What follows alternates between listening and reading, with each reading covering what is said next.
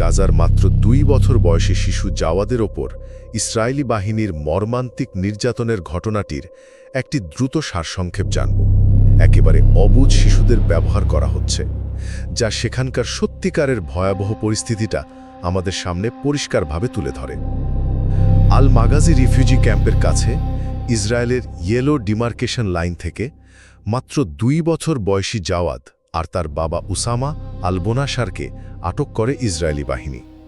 ভাবা যায়, পরিবার যখন তাদের বাঁচাতে ছুটে যায়, তখন উল্টো ট্যাঙ্ক থেকে গুলি চালিয়ে তাদের সরিয়ে দেয়া হয়। কিভাবে একটা অবুঝ 2 বছরের শিশু সশস্ত্র সামরিক বাহিনীর লক্ষ্যবস্তু হতে পারে? দ্বিতীয়ত, নির্যাতনের ভয়াবহতা। আটকের দীর্ঘ 10 ঘণ্টা পর রেড ক্রসের মাধ্যমে শিশুটিকে যখন একা ফেরত দেওয়া হয়, তখন তার পোশাকে ছিল ছোপ ছোপ রক্তের দাগ। আল আকসা হাসপাতালের ডাক্তারি প্রতিবেদনও তো রীতিমতো শিউরে ওঠার মতো তথ্য মিলেছে। শিশুটির 2 হাঁটুতে সিগারেটের ছ্যাঁকা আর পায়ে ধারালো অস্ত্রের এপার ওপার করা ক্ষতের সুস্পষ্ট চিহ্ন রয়েছে। এটা যেন কোনো হরর সিনেমার দৃশ্য, তাই না? কিন্তু গাজার শিশুদের জন্য এটাই এখন নিরেট বাস্তব। সবশেষে এর পেছনের কারণটা কি?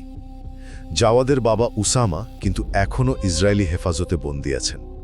ধারণা করা হচ্ছে বাবার কাছ থেকে জোরপূর্বক স্বীকারোক্তি আদায় করার একটা চরম অমানবিক কৌশল হিসেবেই এই ছোট্ট শিশুটির ওপর এত নির্মমতা চালানো হয়েছে। একটু চিন্তা করুন তো, গাজার শিশুদের শৈশব কি শুধুই এমন নিষ্ঠুরতায় মোড়ানো থাকবে?